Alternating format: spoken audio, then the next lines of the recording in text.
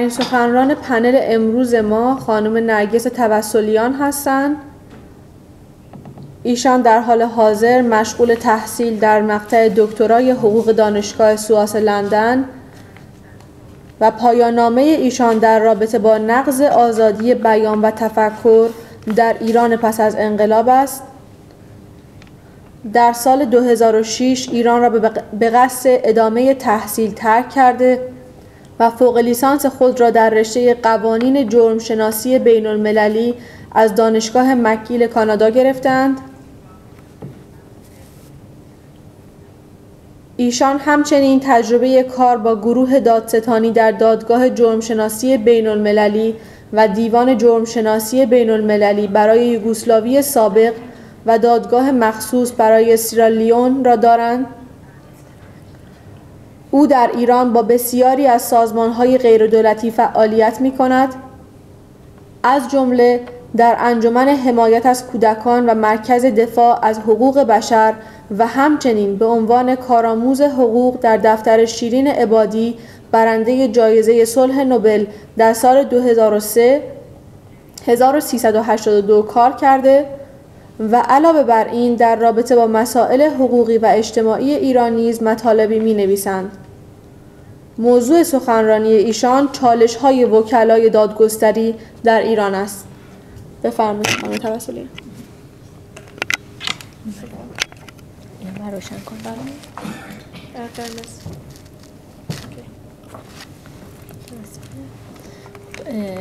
با سلام. اول که من معذرت می‌خوام، فکر نمی‌دونستم که فکر کنم اکثر ایرانیان بر همین به انگلیسی من متن ترجمه کردم حالا. So my speech today is part of the report of the Center for Supporters of Human Rights, and which you can find the reports along with some human rights calendar outside this room, and please feel free to take some if you want. So today I want to talk about the challenges of Iranian lawyers. Iran has joined various international instruments, including the International Covenant on Civil and Political Rights, and is obliged to abide by its provisions. One of the provisions of the ICCPR is Article 14 on the right to counsel and fair trial. The right to defense is recognized under Iranian laws. For example, Article 35 of the Iranian Constitution states, both parties to a lawsuit have the right in all courts of law to select an attorney, and if they are unable to do so, arrangements must be made to provide them with legal counsel. The right to defense has also been mentioned in other laws, including the law of attorneyship and even the Code of Criminal Procedure. However, the lawyers in Iran do not have independence in their profession. And today I would like to talk about the history of Lawyers Association and the extent to which it has managed to stay independent from the past until present in Iran. The judiciary in Iran was established with the constitutional revolution in 1906-07, and prior to the constitutional revolution there was no court of laws, and claims were brought before the clergies who ruled on the basis of Islamic jurisprudence. The modern judiciary and the modern parliament were established after the constitutional revolution. In 1911, the first charter of attorneyship was adopted. However, it was not until 1930 that attorneys managed to have their own association, even though it functioned under the supervision of the Ministry of Justice. In 1937, the law of attorneyship was adopted, in which the Bar of Association was granted corporate status. However, under the same law, the Board of Directors of the Board of Association was selected by the Ministry of Justice. And likewise, the president was also selected from the judicial or administrative staff of the Ministry of Justice. Hence, even though the Bar of Association was conceived as an independent entity in the law, it was only independent on the matter of incomes and expenses and financial matters. Otherwise, it was under the influence of the Ministry of Justice. In 1953, Dr. Mohammad Mossadegh, the then Prime Minister, who was also a lawyer himself, signed the bill which later on became a law of independence of Iranian Bar Association. By order of the law of independence, the supervision of the government and judiciary over the association was terminated and the bar was deemed independent. Under the mentioned law, attorneys achieved the right to elect the Bar of Association's Board of Director, and then the Board of Director would choose the president. The Bar of Association became the only body which could approve of the qualification of the candidates which wanted to stand for the Board of Director. The Bar of Association was given an exclusive right to grant and revoke the licenses for lawyers to practice law without the interference of the judiciary. And finally, as it is still the case, the expenses of the Bar Association had to be paid only by the attorneys. Following the 1979 revolution and the wave of Islamization and revolutionizing institutions which hit all part of the society, including the judiciary and also the Bar Association, the Bar Association was closed and many of the members of the Board of Directors were arrested. The license of many numbers of lawyers was revoked and under the pretext of purging the lawyers. And the war was eventually reopened some years later. However, its formation was changed, as I will describe now. The second wave of purging the lawyers occurred in 1983, when licenses of 141 attorneys were revoked on the basis of the application of the public prosecutor of the revolution and with the decision of the revolutionary Sharia judge. In 1984, the issue of the Bar Association was considered by the Supreme Council of Judiciary, and it was decided that the election of the board should be held. So, several attorneys were invited to a session to come and talk about the election and plan the election. However, instead of planning the election, out of nowhere, Gudarz Iftikhar Jahromi, who was also a member of the Guardian Council, was selected by the judiciary as a supervisor of the Bar Association. And this was against the law of independence because, according to the law of independence, the president of the association was to be chosen by the Board of Directors, not by the judiciary. And this lasted for almost 14 years. Another thing which happened after the revolution was that in the vacuum of the law and the revolutionary radicalism that was pervasive at that time, basic rights of the accused, such as the right to counsel, were denied by many courts, specifically the revolutionary courts. And attorneys did not have the freedom to exercise their professional duties, and they struggled in this sense. And in fact, it was asserted by some judicial authorities that attorneyship was an unnecessary institution, which would merely create doubts and ambiguities in judicial cases and bother the judges. It was maybe in response to this situation that in 1991 the law on appointment of attorney by parties to a lawsuit was approved, in which it played an important role in the revival of the role and function of attorneyship in Iran. The law stressed on the right of parties to a lawsuit to appoint their attorneys and urged all the courts of law to accept the attorneys. And it also stressed that attorneys should enjoy their rights and they have some protections. So in that days, attorneys who had never stopped struggling for their professional rights and were preparing to hold the election of the Bar Association's Board of Directors saw the new hope in light of the law of appointment. They selected the Commission for Supervision of the Election, and the Commission published the notice on the 20th round of the election and invited attorneys to participate in the election.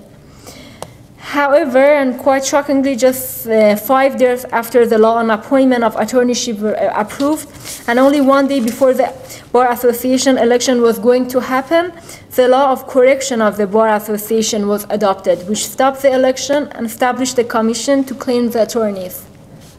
The outcome of the said commission was the revocation of the license of further 133 attorneys, including some professors in law. And hence this was the third wave of purification of lawyers from the Bar Association. In 1997, after the election of Sayyid Muhammad Khatami and the when reformists won the election, and as a result of the struggles of attorneys inside the country and also from the pressure from outside the country, specifically the reports of Galindo Paul and Maurice Capitorn, the special representatives on the situation of human rights in Iran, special rapporteur on the situation of human rights in Iran. The Iranian authorities concluded that an election of the Bar of Association could be held. However, as a cautionary measure by the government, the law on conditions for obtaining the attorney's license was adopted on 6 April 1997, which prescribed a new mechanism to control the free election of the board of directors. The law stipulated that the competence of the candidate for the Bar Association's board of directors must be conferred by the disciplinary court for judges. In addition, according to Article 2 and 4 of the law on conditions, a list of general and special conditions were deemed required for the candidates, some of which clearly deal with personal views and opinions and therefore violate the fundamental freedom of belief and conscience. They are also broad and undefined and are not required to be proven in a court of law. Therefore, they could be applied arbitrarily and according to personal and political views of the authorities. Such conditions have created ground for preventing prominent attorneys and human rights defenders from joining the board of directors, so they can easily be disqualified by the disciplinary court of judges. In fact, it would be true to say that until 1997, maybe the Bar of Association had a relative independence, at least in law, on paper, maybe not in practice, but in 1997, with the adoption of this law, this relative independence was also damaged. Another act of the government was the creation of the legal advisors of the judiciary, known as وکلای ماده 187. In order to weaken the independence of the Bar of Association even further, in 2001, by virtue of Article 187 of the Law of Third Economic, Social and Cultural Development Plan, the government created a new body of lawyers known as the legal advisors of the judiciary. And in this way, the Iranian authorities tried to undermine and establish the Bar Association and create a parallel institution with the Bar of Association. And they tried to outnumber the independent lawyers by issuing a substantive number of legal advisors' license. And the judiciary gave the license to these lawyers, and it could revoke it anytime it wanted. And among these lawyers, there were some who stayed independent, but their license was very quickly revoked by the judiciary, and they were even sent to jail. The Iranian government proposed that the rationale for the introduction of Article 187 is due to the limited number of people who succeed to achieve attorneys' licenses from the Bar of Association. However, the Bar Association denies this claim and argues that the number of trainees which each year are admitted to the Bar of Association is specified by a commission. This commission is made of 3 persons, 2 representing the judiciary and only 1 representing the Bar Association. So if the government really wants to increase the number of lawyers, it could easily do so by his majority in the commission and not by creating a parallel institution of another form of lawyers under his control. It is clear that Article 187 scheme has created unnecessary challenge for the Bar Association, and the directors of the Bar Association have been forced to allocate much effort to counter the infringement of the Legal Advisors Center. The Bar Association is extremely concerned about Article 187 legal advisors and believes that they constitute a serious threat to their independence. The new bill of attorneyship and ending the very, very small relative independence of the Bar Association. As I said, by adopting the law on condition for obtaining the attorney's license and requiring that the competence of the candidates be approved by the disciplinary court of judges, and also by creating a parallel institutions, lawyers of Article 187, the government tried to weaken the Bar of Association, but I think that was not still enough in its mind, so it took even further steps. For example, after the disputed 2009 election and in the midst of the government's crackdown on protesters, the then head of the judiciary, Ayatollah Mahmoud Shahrudi, approved the revision to the regulation of the law of independence of the Bar Association. The revised regulation completely eliminated the bar's independence and turned it to the subsidiary to the judiciary. The widespread objections of lawyers and the Bar Association urged the new head of the judiciary to order the suspension of the regulation until the new bill of attorneyship is adopted. Therefore, Article 212, the law of the 5th Program of Economic, Social and Cultural Development, obliged the judiciary to prepare and propose the Bill of Comprehensive Law of Attorneyship. The bill was prepared in the judiciary without the knowledge or agreement of the lawyers, and lawyers only knew about it when it has already been sent to the government, to be sent to the parliament to be approved.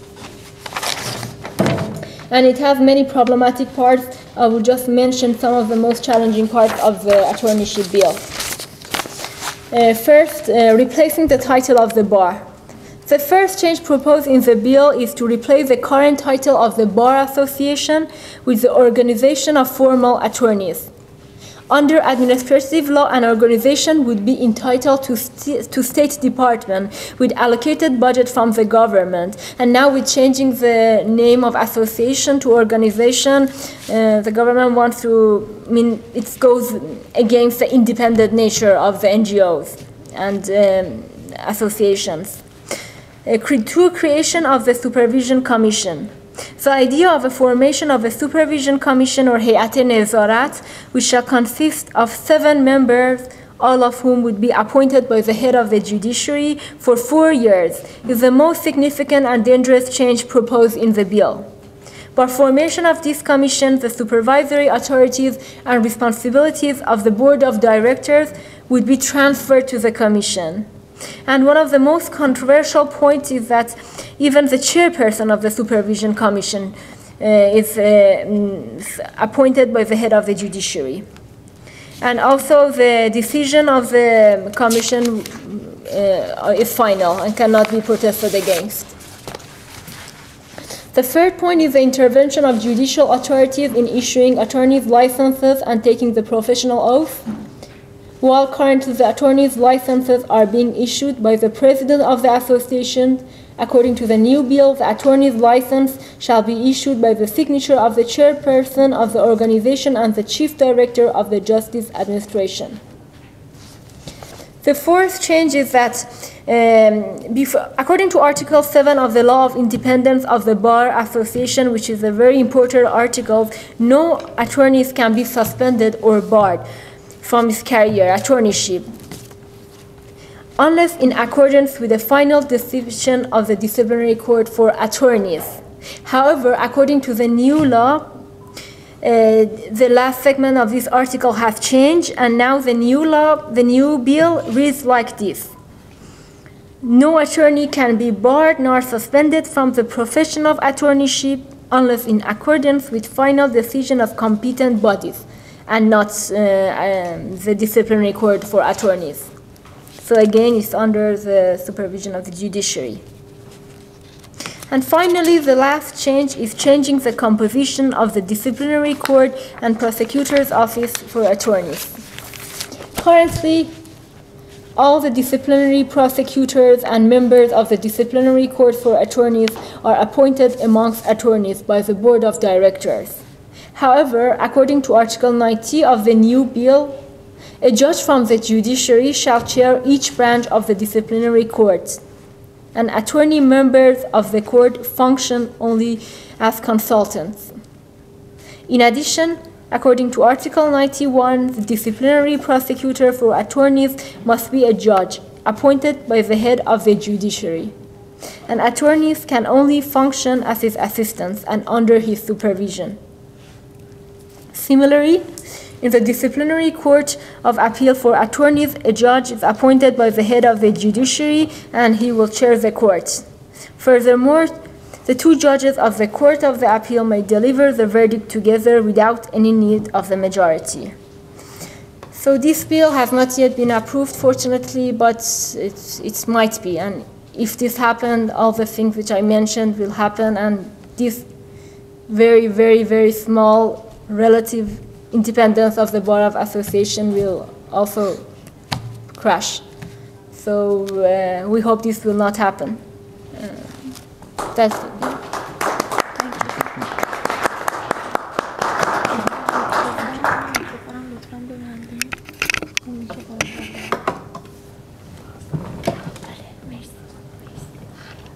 با تشکر از سخنرانان این برنامه الان برای